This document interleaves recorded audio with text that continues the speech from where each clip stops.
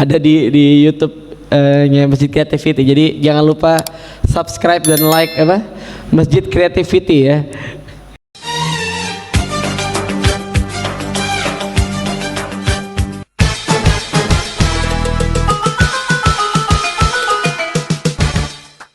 Bismillahirrahmanirrahim.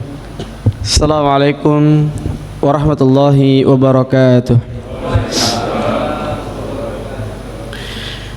Innal hamdalillah nahmaduhu wa nasta'inuhu wa nastaghfiruh wa na'udzu billahi min syururi anfusina wa sayyiati a'malina.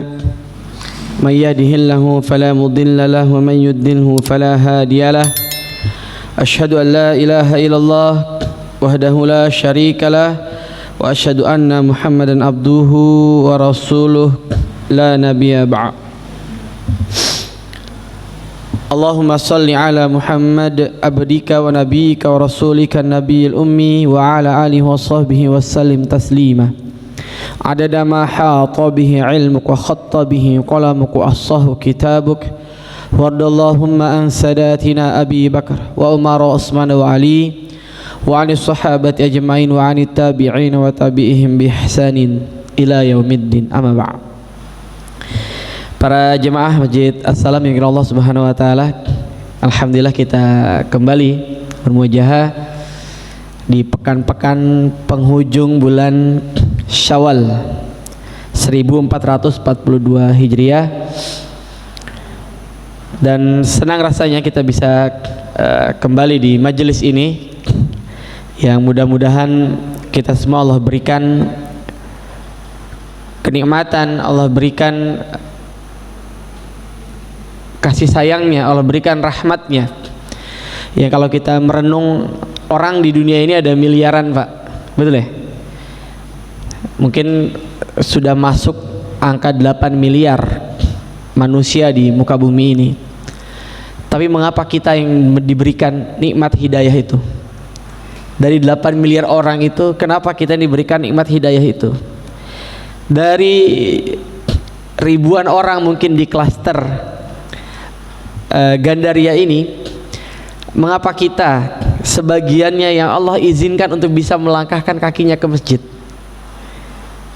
Dan dari sekian banyak jemaah yang tadi ada di sini, mengapa kita sebagiannya ya Allah berikan kesempatan untuk bisa duduk di sini?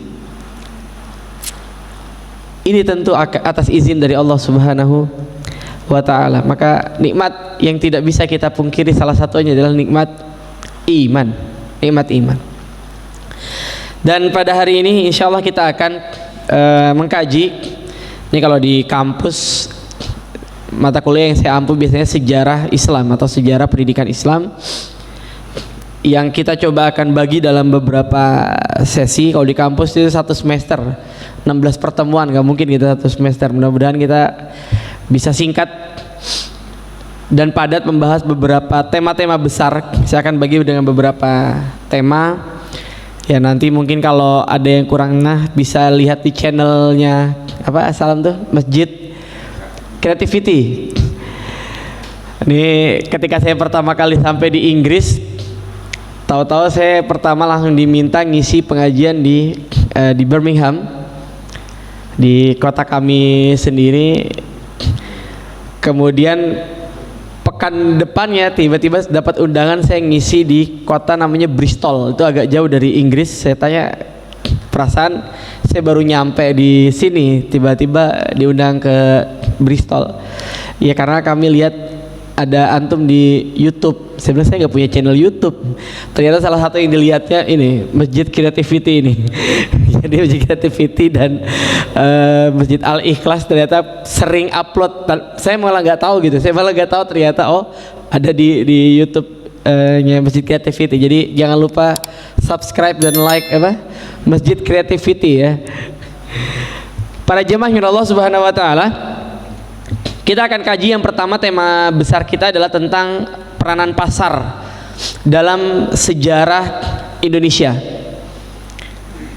yang kemudian nanti kita akan lihat bagaimana ternyata orang Islam itu punya peranan yang luar biasa dari sisi perekonomian sejak awal, dan nanti ini akan mempengaruhi sisi demografi kita. Kan dulu kita selalu digaungkan bahwa kerajaan terbesar di Indonesia itu ya Hindu dengan Majapahitnya, ya Buddha dengan Sriwijayanya. Tapi pernahkah kita berpikir ada orang Palembang nggak hari ini? Saya ada mungkin 3 atau 4 kali ngisi di Palembang. Ada ya? Yang katanya dulu Sriwijaya kerajaan terbesar ya di Palembang, di Sumatera Selatan. Pertanyaannya sekarang hari ini dari sisi demografi, apakah orang Buddha lebih banyak daripada orang Islam di Palembangnya aja? Dari sisi demografi apa Pak? Enggak, ternyata banyak orang Islamnya hari ini di Palembang, di Sumatera Selatan. Padahal dulu katanya kerajaan Buddha terbesar. Di Jawa misalnya Majapahit, ya Majapahit yang katanya kerajaan Hindu terbesar. Apakah kemudian di Jawa pada hari ini itu banyaknya orang Hindu? Ternyata enggak juga. Apa yang terjadi pada dua kerajaan yang katanya besar ini? Majapahit, kemudian Sriwijaya. Ada arus besar-besaran orang masuk Islam, baik yang terjadi di Sumatera maupun yang terjadi di Jawa. Kan pertanyaannya kemudian, kenapa mereka berbondong-bondong masuk Islam? Dan pada abad berapa? Kita tahunya dulu dalam pelajaran sejarah kita ini digiring bahwa Islam masuk ke Indonesia ini abad berapa Pak? Ada ingat nggak pelajaran sejarah dulu tuh? Abad ke 13, dibawa oleh pedagang dari India, betul Pak? Pedagang dari India, dari Gujarat. Ini kan dulu ya pelajaran SD tuh. Dan ternyata ini kesalahan fatal ya, akhirnya nanti berakibat pada beberapa hal. Ini ternyata teori abad ke-13 hanya salah satu teori saja, yang tokohnya ternyata yang mengemukakan bahwa Islam di Indonesia itu masuk abad ke-13. Tokohnya ini namanya Snokhorgrunge. Jadi ini teori Gujarat, oleh kalangan sejarawan itu disebut teori Gujarat namanya. Tokohnya adalah Snokhorgrunge. Siapa dia? Snokhorgrunge ini penjajah Belanda. Ini salah satu idolanya Kartini. Kartini itu sering curhat-curhatan dengan Abendano, dan dalam salah satu curhatannya dengan Abendano itu Kartini mengidolakan Snokhorgrunge. Nanti kita bisa buktikan. Nah, Snokhorgrunge ini tokoh Belanda yang punya peranan dan andil besar untuk menembus Aceh. Jadi Snokhorgrunge ini sampai belajar Islam Pak di Arab Saudi, belajar bahasa Arab. Ini kita lihat pikir-pikir ya, dia yang mau menghancurkan Islamnya sampai niat Pak belajar bahasa Arab Pak. Mau ngapain Pak? Ngajarin Islam, belajar Al-Quran, belajar hadis.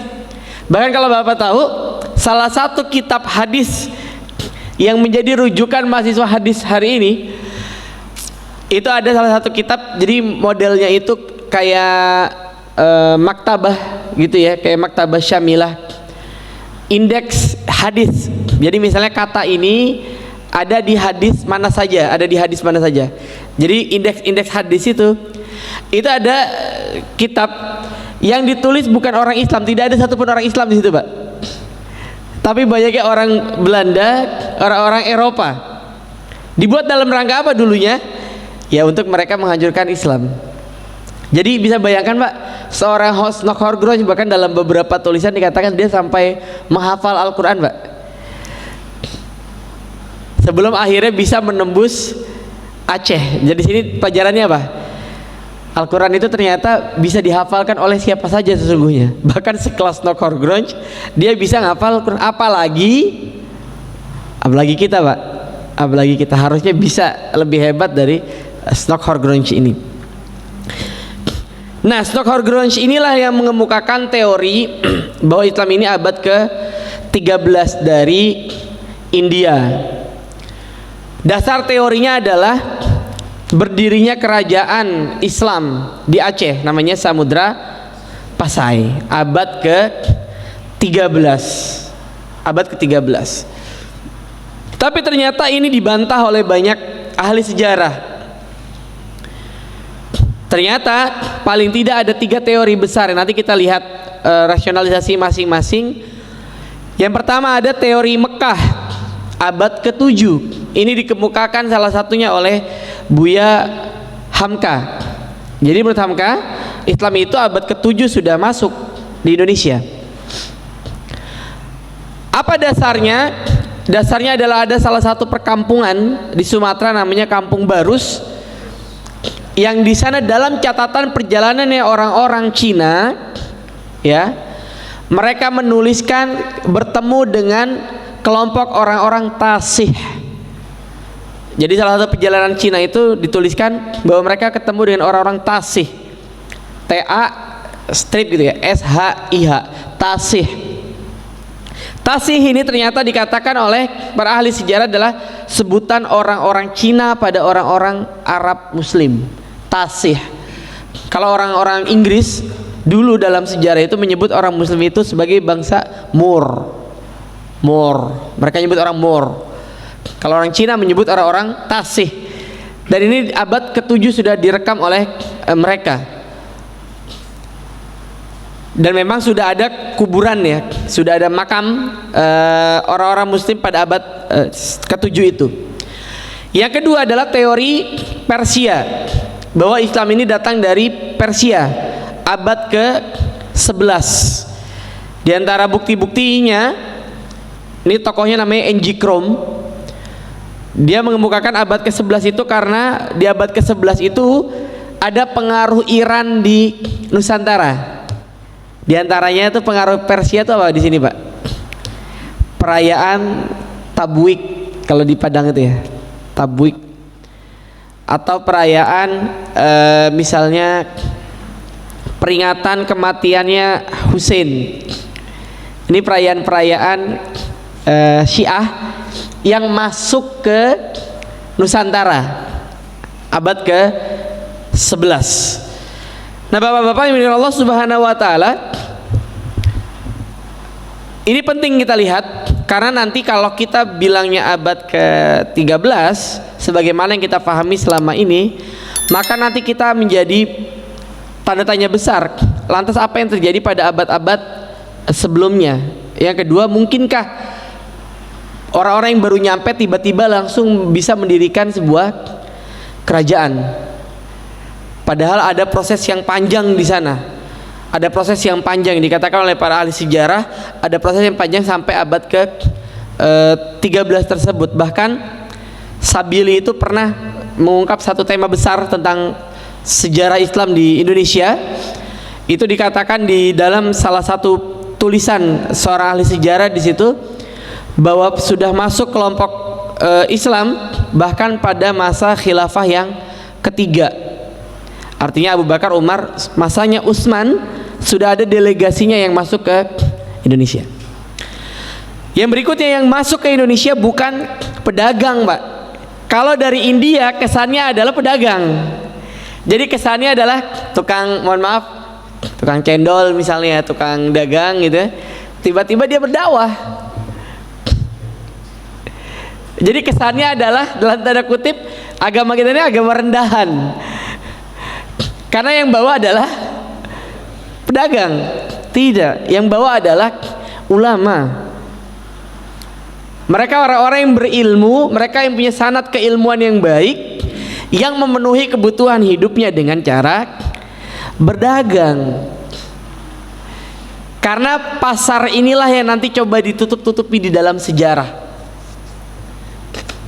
Peranan pasar ini coba ditutupi dalam sejarah. Makanya sejarah tentang mengenai pasar, pemahaman mengenai pasar di dalam perkembangan sejarah Islam itu penting. Faktanya, Pak, saya bicara fakta hari ini ya. Di Eropa itu ada sebuah penelitian tentang Islamisasi melalui kebab. Jadi di Inggris, di Eropa pada umumnya itu diteliti, ternyata salah satu faktor yang memicu pertumbuhan Islam yang cukup baik di Inggris maupun di Eropa pada umumnya adalah peranan kebab. Ini menarik, Pak. Ternyata dalam penelitian ini dikatakan karena ternyata masjid-masjid, jadi kalau di sini kan masjid itu kelihatan ya, bangunan masjid itu pasti. Kalau di Inggris itu masjid itu gak standar Pak. Masjid itu bentuknya gak kayak gini. Jadi masjid itu ada yang lancip karena dulunya gereja yang kemudian dibeli. Jadi kalau di sini kan kita lihat apa? Di OLX misalnya rumah gitu ya, banyak dijual. Di sana gereja itu dijual Pak, karena nggak ada jemaatnya. Akhirnya banyak dibeli. Itu dipasarkan di namanya Gumtree, kalau di sana di Gumtree di eBay. Karena apa? Nggak ada jemaatnya, operasionalnya tinggi, biaya operasional tinggi, akhirnya dijual. Nah, hari ini di Inggris orang-orang yang dulunya orang-orang kita nyebutnya orang-orang IPB itu India, Pakistan, Bangladesh, yang dulu mereka masuk ke Inggris sebagai buruh kasar dulunya untuk ngebangun jalanan, ngebangun rumah-rumah nih orang-orang IPB ini. Sekarang generasi kedua ketiganya mereka itu bukan lagi buruh Pak, dokter, kemudian pengacara, banyak orang-orang hebat mereka. Ketika anak saya sakit, anak saya sempat dirawat di Birmingham Hospital, ada mungkin beberapa bulan di sana. Akhirnya saya banyak berinteraksi dengan dokter-dokter di kota Birmingham itu, dan saya saksikan banyak mereka yang Muslim Mbak, yang dulunya keturunan IPB ini. Jadi yang dulunya keturunan buruh-buruh ini di Inggris, sekarang mereka udah jadi orang-orang sukses, dan mereka lah yang kemudian banyak membeli masjid. Jadi banyak dibeli tuh masjid-masjid. Inilah yang menyebabkan masjid itu banyak. Termasuk masjid-masjid Turki. Turki itu cukup banyak punya andil di Eropa untuk membeli masjid. Nah, kalau mereka bikin masjid, mereka itu membangun peradaban. Jadi masjid-masjid di sana itu, kalau di sini tuh mirip kota wisata Pak. Jadi masjid mesti ada perpustakaannya, mesti ada tempat makannya, mesti ada tempat konseling, khususnya pasca 911. Setelah peristiwa 911 itu, masjid itu banyak yang punya tempat konseling. Buat apa? Buat non muslim. Jadi mereka membuka diri supaya orang-orang yang non muslim yang penasaran tentang Islam, mereka akhirnya bisa datang dan konsultasi. Nah, banyak yang datang ke masjid awalnya bukan mau konsultasi, bukan mau ke perpustakaan. Ngapain Mbak? Beli kebab. Jadi awalnya mau nyobain kuliner. Mau nyoba kuliner, akhirnya mereka kemudian beli kebab, ngobrol-ngobrol, digiringlah mereka untuk masuk ke tempat konsultasi, ke tempat konseling. Dari tempat konseling ini mereka kemudian banyak yang ke perpustakaan.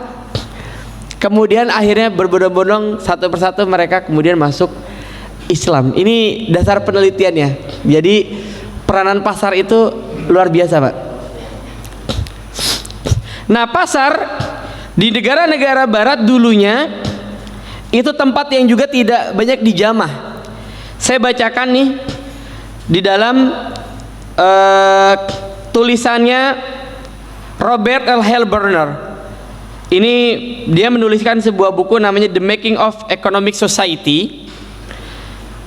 Ternyata dulu ada pendapat gereja yang menuliskan tentang homo mercator fix out numquam deo pleasure potes, yang maknanya wirausahawan itu sangat langka atau tidak pernah disukai oleh Tuhan. Ini ditulis tahun 62. Jadi dulu orang-orang yang dianggap religius di Eropa itu tidak banyak di pasar, karena pasar itu tempat yang tidak disukai oleh Tuhan.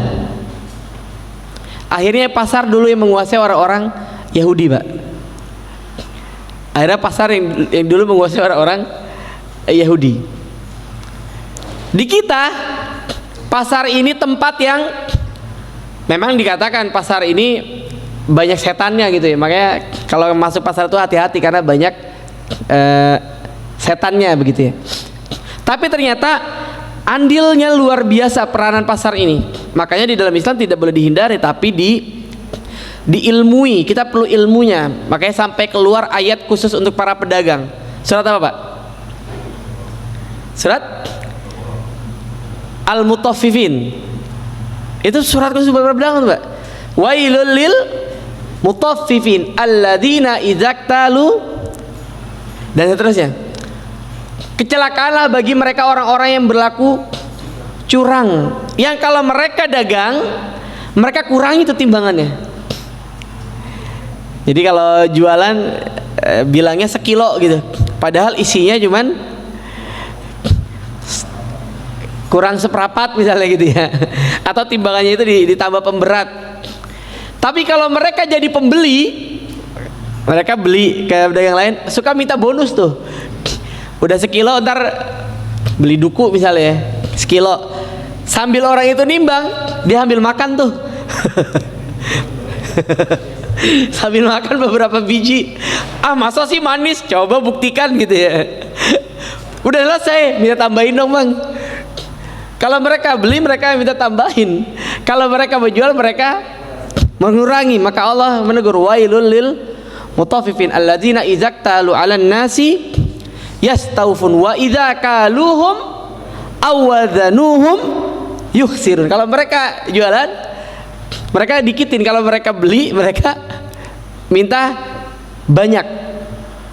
Nah, para jemaah Allah Subhanahu wa taala, maka dengan logika peranan pedagang ini kita akan dapati hubungan perdagangan antara Nusantara dengan orang-orang Arab itu terjalin sejak lama, bahkan jauh sebelum Nabi Shallallahu Alaihi Wasallam diutus menjadi seorang nabi.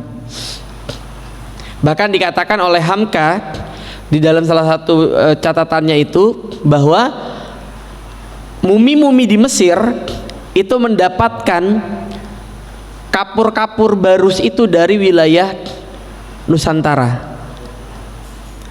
Jadi hubungannya sudah lama. Nah, oleh sementara sejarawan Barat selalu yang dikemukakan adalah pedagang itu identik dengan India, pedagang itu identik dengan Cina. Mereka lupa bagaimana pasar di Eropa itu memiliki barang-barang dari Timur Tengah. Apakah dibawa oleh orang-orang India dan Cina? Nyatanya enggak, karena ada peranan pedagang-pedagang Arab sesungguhnya. Bahkan kita lihat di dalam Sirah Nabawiyah, ketika Nabi SAW masih dalam usia belia, usia 12 tahun, beliau sudah diajak oleh pamannya kemana Pak? Ke Syam. Antara Syam dengan Mekah itu jauh nggak Pak? Jauh Pak, luar negeri Pak. Syam itu kalau sekarang apa? Negara apa saja yang termasuk Syam? Suriah, Yordania, mana lagi? Libanon, Palestina.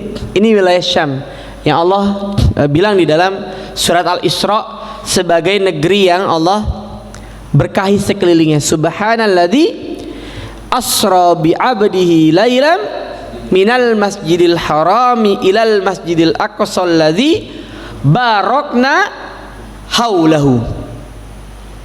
Maha suci Allah memperjalankan hambanya pada malam hari dari Masjidil Haram ke Masjidil Aqsa yang Allah berkahi sekelilingnya. Para mufasir menyebutkan ini adalah wilayah Syam. Dan ini sudah dilakukan oleh Nabi SAW waktu beliau kecil, dan kita lihat di dalam surat Al-Quraisy misalnya, li'ila fi Quraisy ila fihim rihlah, mereka yang mengadakan rihlah, perjalanan, rihlatas syita iwas soif. Jadi sudah ada rihlah, sudah ada perjalanan buat dagang. Dan kita hari ini punya kosakata yang namanya pasar. Pasar ini asal katanya dari mana Pak? Ini harus jelas dulu Pak. Dari mana asal kata pasar? Karena kalau bahasa Inggris apa? Kalau di bahasa Inggris market, fresh market misalnya, hyper market. Dari mana asal pasar? Pasar itu dari bahasa Arab bazar. Orang yang kaya itu disebutnya apa Pak?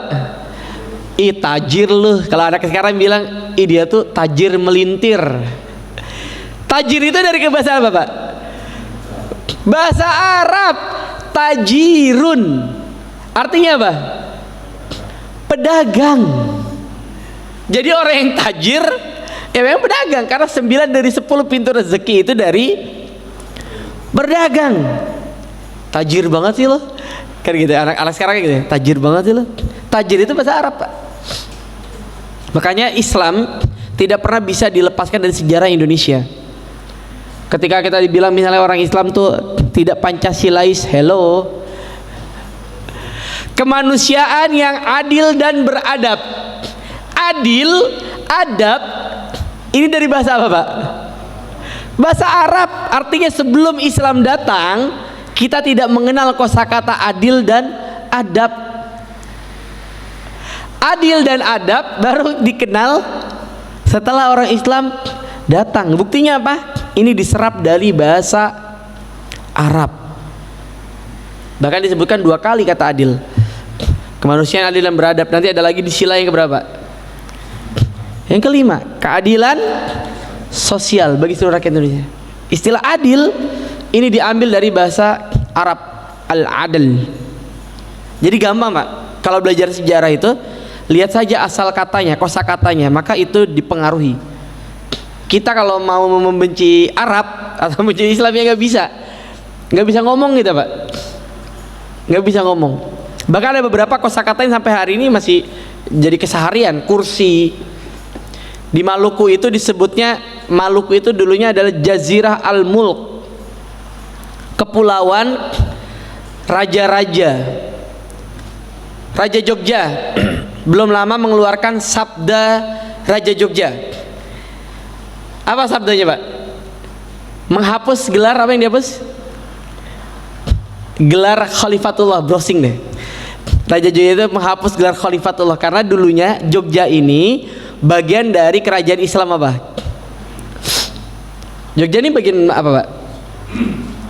Mataram. Jogja ini kerajaan Mataram dulunya. Sebelum nanti terjadi perjanjian namanya perjanjian Giyanti, dipecah antara Jogja dengan Solo. Nah, Mataram Islam ini dulu menginduknya ke khilafah Islamiyah, sehingga gelarnya raja-raja Mataram diantaranya adalah Khalifatullah. Kenapa dihapuskan?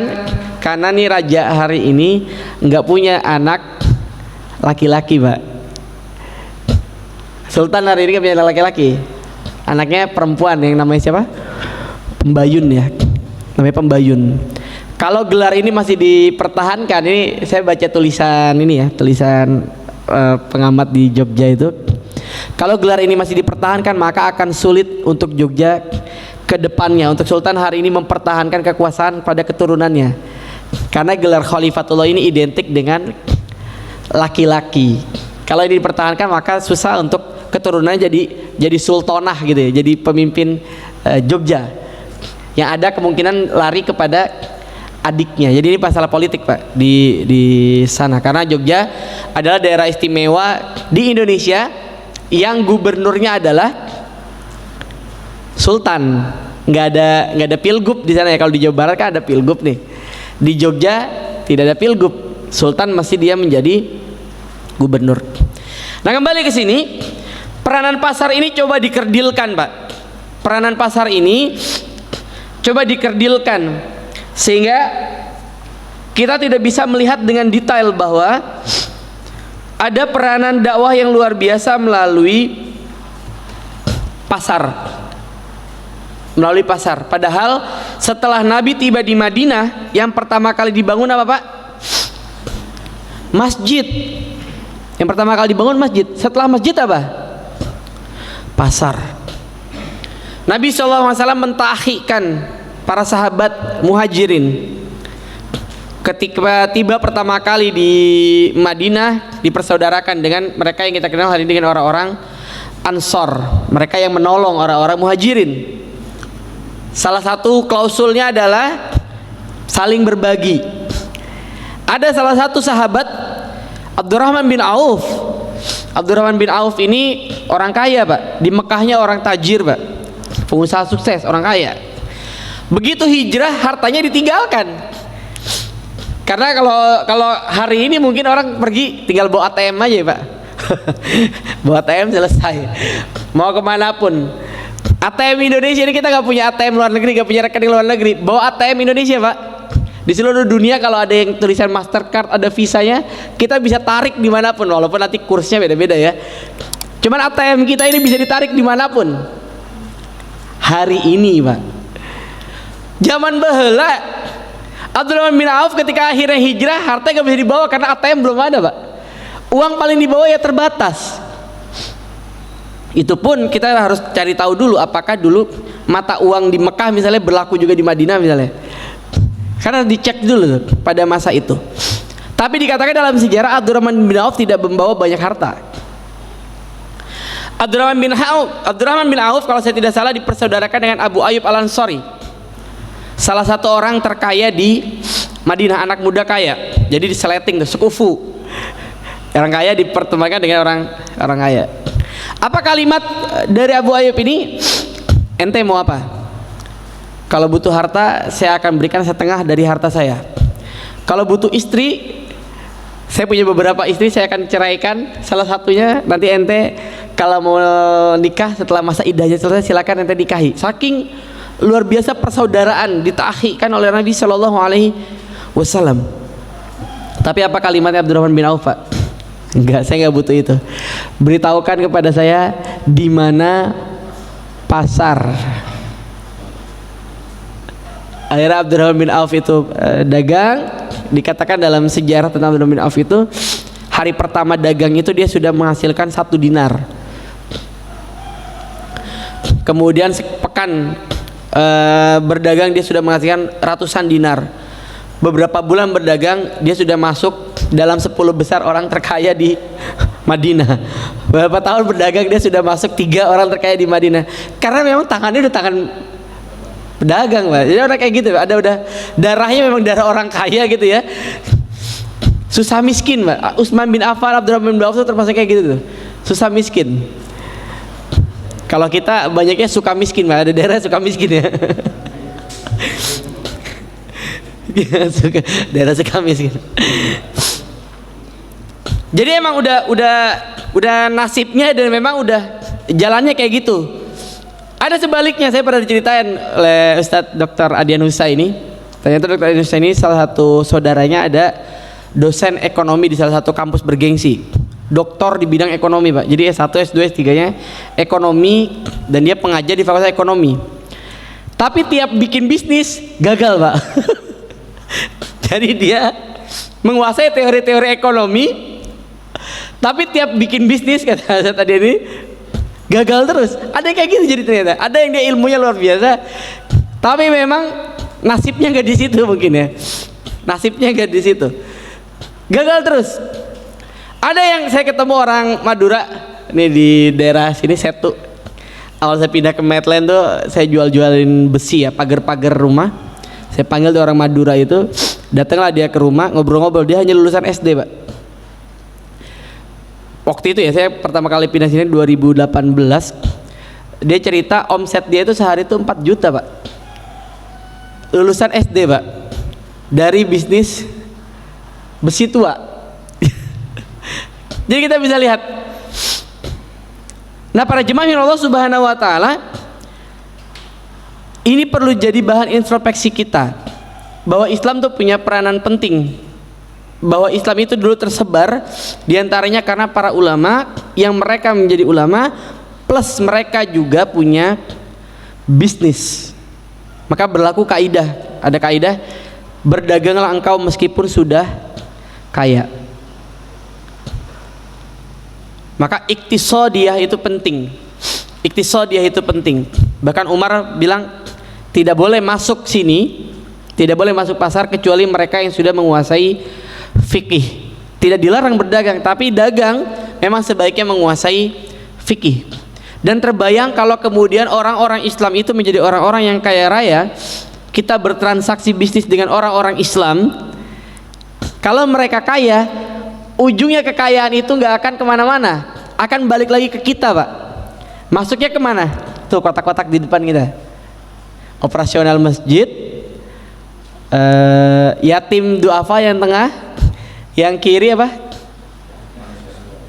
Sosial. Ah ya, yang kiri sosial. Larinya ke sini Pak. Larinya ke ziswaf. Maka coba diantisipasi. Dari sejak kapan? Dari sejak zaman Belanda. Kita tahu kita punya yang namanya dulu Sarekat Dagang Islam.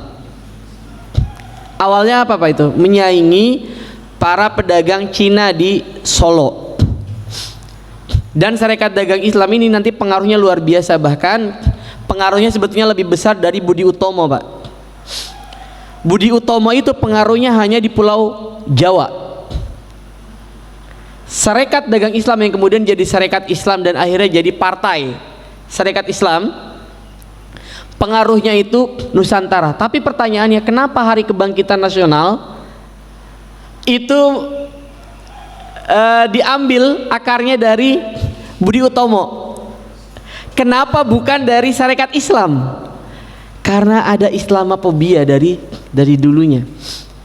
Dan kurikulum kita, saya kebetulan membedah kurikulum ketika S2 kemarin itu. Kurikulum kita ini memang dari dulu dibentuk kita ini agar ujungnya menjadi pegawai.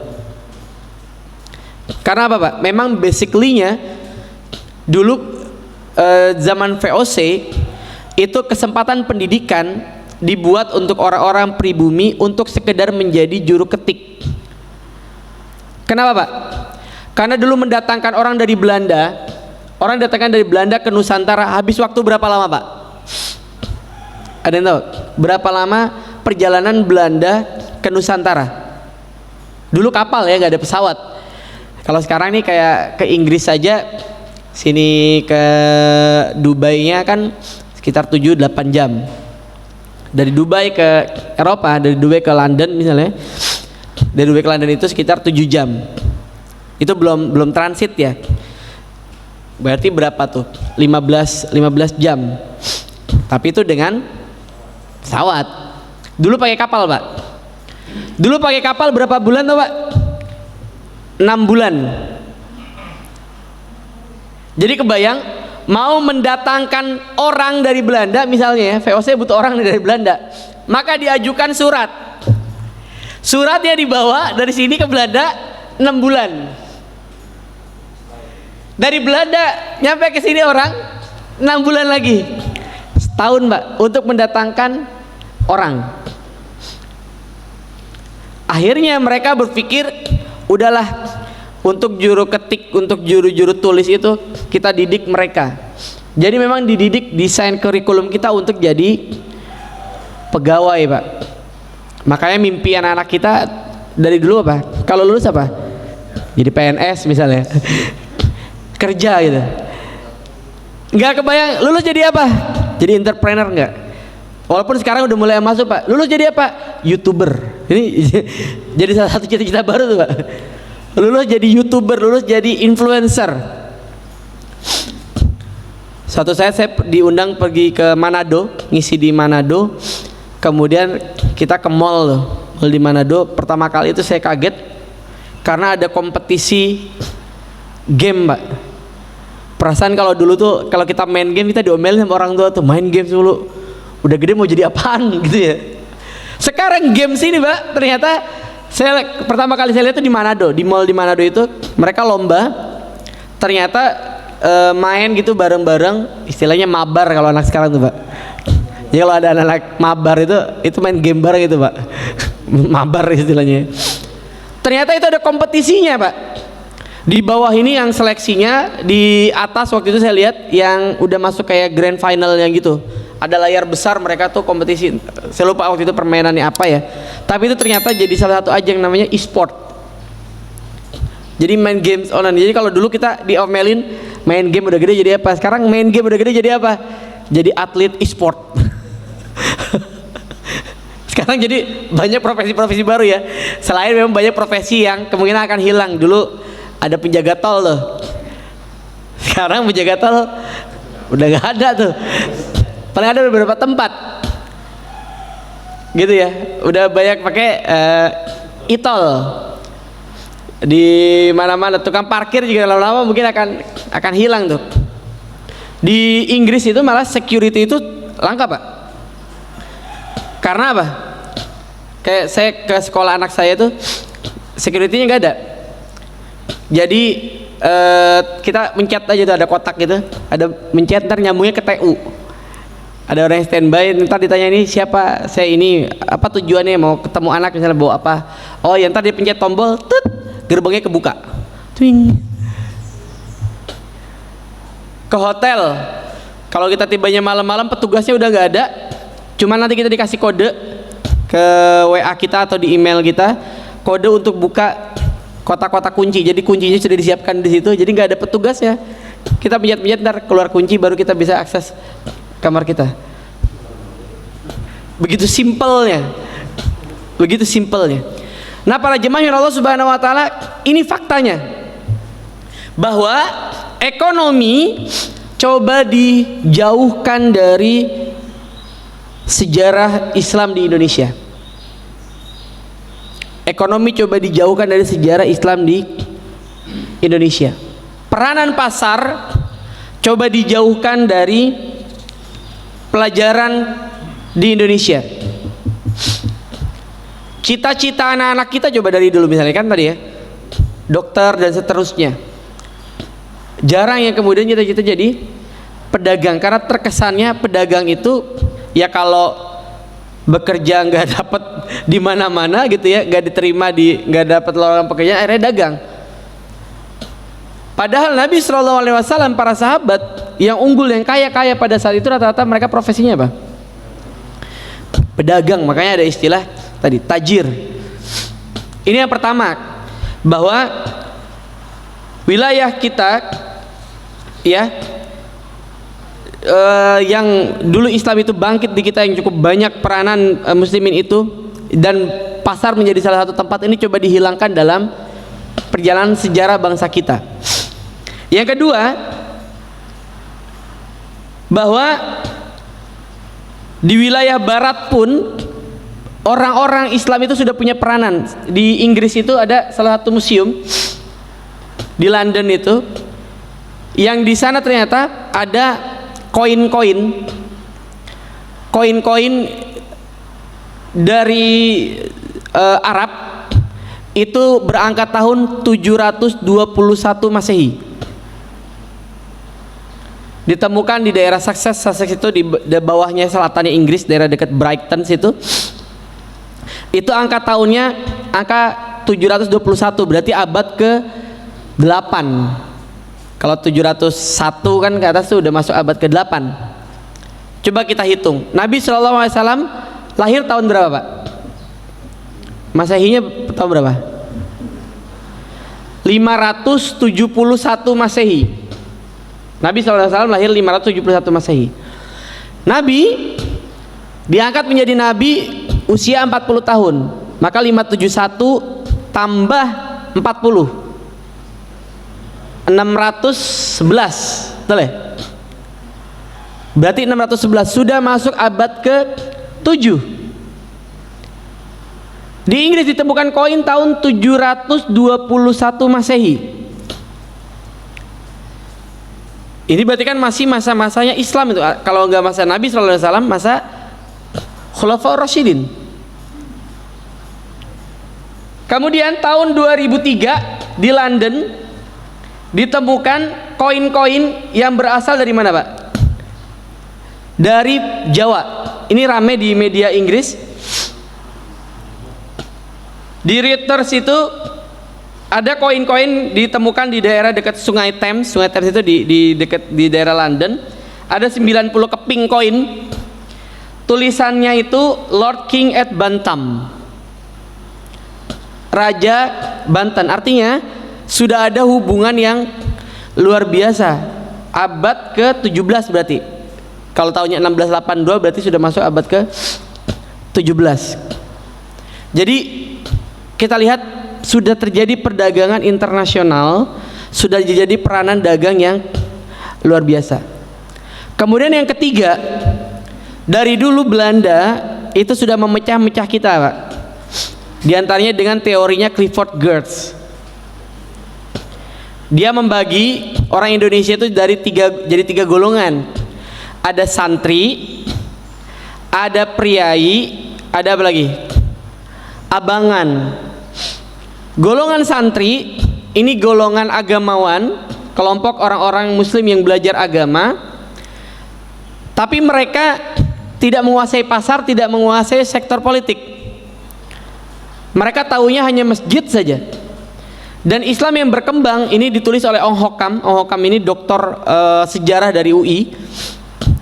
Islam yang berkembang dulu di awal-awal itu Islam Sufi, Islam tasawuf, yang mereka bisa berzikir sekian lama, berhari-hari berzikir, berlama-lama berzikir. Bahkan kadang-kadang kalau di Jakarta dulu zikir itu sampai malam, dari jam 8 gitu sampai jam 2. Tapi kemudian ketika masuk subuh ya mereka tepar tuh. Tepar ini capek ya. Zikir lama. Tapi kemudian begitu subuh malah nggak ada di masjid. Nah dulu di zaman Belanda itu yang berkembang tuh Islam seperti ini, sehingga identik pesantren itu ya identik dengan kesannya kumuh, kesannya terbelakang.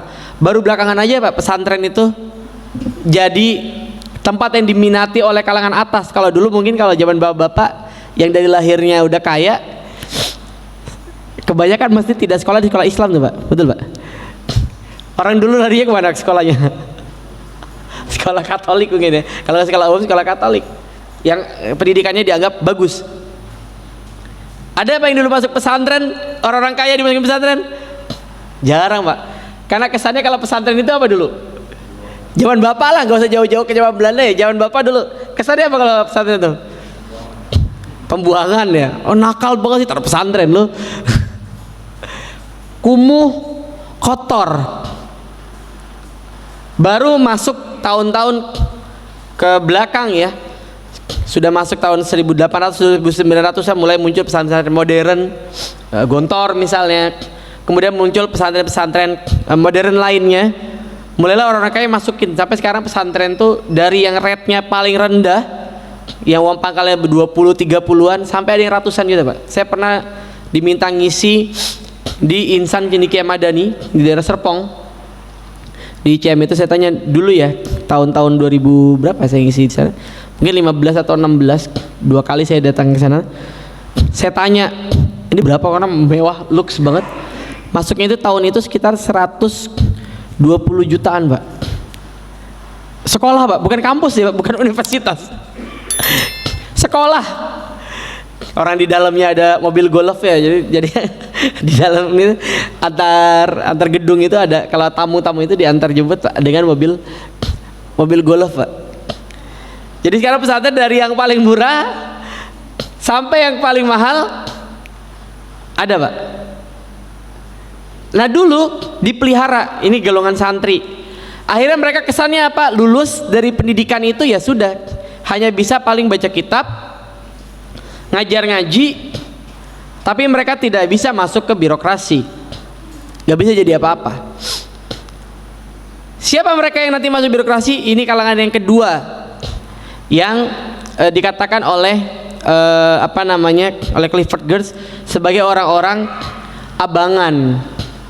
Orang-orang abangan, mereka dari kelas sosial menengah di Nusantara, tapi mereka mendapatkan pendidikan ala-ala Eropa. Yang mereka cirinya dulu adalah sekuler. Jadi sekuler, jadi kebalikan jadi dari santri. Akhirnya mereka bisa masuk pemerintahan tapi mereka pemikirannya sekuler. Sama kelompok priai. Kalau priai ini ningrat, darah biru. Ningrat dia agak jauh dari nilai-nilai agama, tapi memang udah dari lahirnya sudah darah biru. Ini yang dipolarisasi oleh Belanda pada saat itu. Dan hari ini mulai berubah. Maka pelajaran pertama yang bisa kita ambil dari sini, jangan pernah remehkan masalah iktisodiyah, perekonomian. Kalau bisa memang jiwa-jiwa entrepreneur itu kita munculkan di anak-anak kita. Kalau kita bukan entrepreneur gitu, kita udah telanjur jadi pegawai, udah settle di sini, maka perkenalkanlah anak-anak kita dengan dunia bisnis dan dunia dagang. Karena kalau bukan mereka yang masuk, akan ada yang masuk. Kayak tadi di Eropa, ketika orang-orang Kristen Eropa tidak masuk di pasar, yang menguasai pasar mereka adalah Yahudi. Hari ini ketika mereka tidak masuk, yang mereka yang menguasai pasar ya bukan mereka. Jadi kita perlu masuk karena ternyata mereka sudah dididik, ya orang-orang di luar sana sudah dididik untuk mereka menguasai pasar. Anak-anak kita perlu masuki pasar. Tapi sebagaimana kalimat Umar bin Khattab, jangan masuk ke dalam sini kecuali mereka yang sudah menguasai fikih. Apa pelajarannya, Pak? Tetap peranan agama itu penting, sehingga nanti ketika mereka jadi orang kaya, mereka jadi orang-orang sukses, pedagang-pedagang sukses, tetap kesuksesan mereka akhirnya memiliki manfaat bagi agama. Karena hari ini faktanya di belahan dunia, kalau di kita kan mungkin kelihatannya Islam tuh terkesannya gini-gini aja di Indonesia nih. Kalau di luar memang kelihatan ya. Kalau di Indonesia karena memang dari awal kita banyak, kuota haji terbanyak di mana? Indonesia. Karena kita 270 juta sekian ya, mau 280. Islamnya mayoritas ya, jelas kuotanya yang terbanyak dari seluruh dunia. Orang-orang kaya di Indonesia yang punya harta banyak, yang muslim yang punya harta banyak dari dulu sudah mewarnai para jemaah haji di kota suci di Mekah dan Madinah. Maka orang-orang Mekah Madinah itu menguasai selain bahasa Arab, banyak mereka menguasai bahasa Indonesia, Pak. Minimal sini mampir halal murah. Itu kata-kata minimal yang mereka kuasai. Haji sini murah.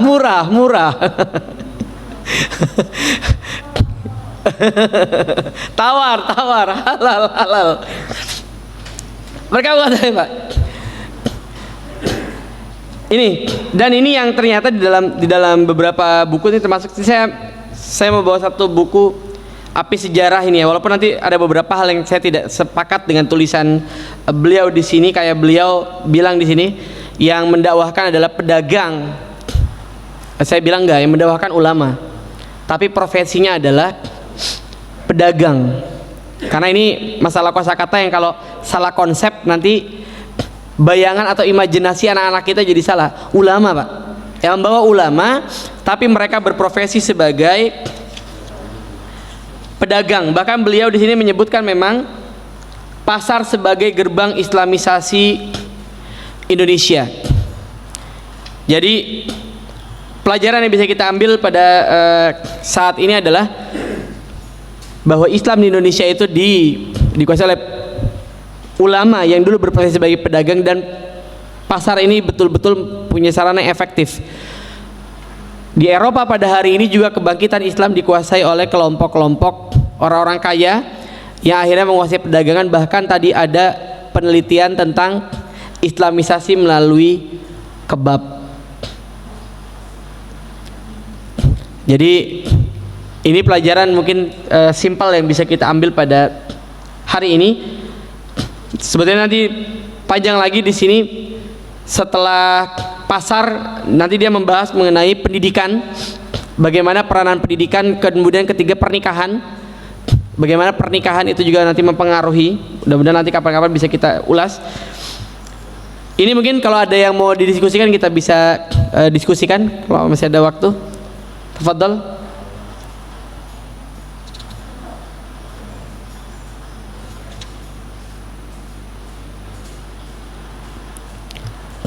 Ada, Pak, yang mau kita obrolin? Krik-krik ya kalau ada. Kalau tidak ada kita cukupkan berarti ya. Kita cukupkan. Wailul lil mutaffifin alladzina idza iktalu 'alan nasi yastawfun wa idza kaluhum awazanuhum yusrun. Tugas, Pak. Pulang dari sini, Pak. Buka surat Al-Mutaffifin, Pak. Buka surat Al-Mutaffifin. Kalau ada yang punya kitab tafsir, tadabburi maknanya. Mudah-mudahan kita jadi punya satu mindset bahwa paling tidak anak keturunan kita perlu ada yang masuk ke sektor itu, atau mereka jadi apapun tapi mereka punya juga bisnis. Karena dengan bisnis kita bisa membuka lapangan pekerjaan yang baru. Dengan bisnis kita bisa banyak berperan bagi umat kita. Apalagi sekarang ya, di saat gelombang PHK besar-besaran, kebayang kalau kemudian masjid bisa antisipasi itu, entah membuka toko atau apa yang kemudian bisa merekrut pekerjaan-pekerjaan baru, orang-orang kayanya bisa punya andil kembali dalam dunia perdagangan, dan semoga ini bisa menjadi bekal jariah kita, karena memang diantara amal yang tidak pernah putus itu kan 3 ya: ilmu yang bermanfaat, doa anak-anak yang soleh, dan yang pertama yang ternyata ada di atas adalah shadaqatun jariyah. Allahu a'lam bishawab. Al-haqqu min rabbik fala takunanna mumtarin. Mudah-mudahan bermanfaat untuk diri saya sendiri dan kita pada umumnya. Kita cukupkan mengucap hamdalah, alhamdulillahirabbil alamin, dan doa penutup majelis. Subhanakallahumma wa bihamdika asyhadu an la ilaha illa anta astaghfiruka wa atubu ilaik. Billahi taufiq wa hidayah. Wassalamualaikum warahmatullahi wabarakatuh.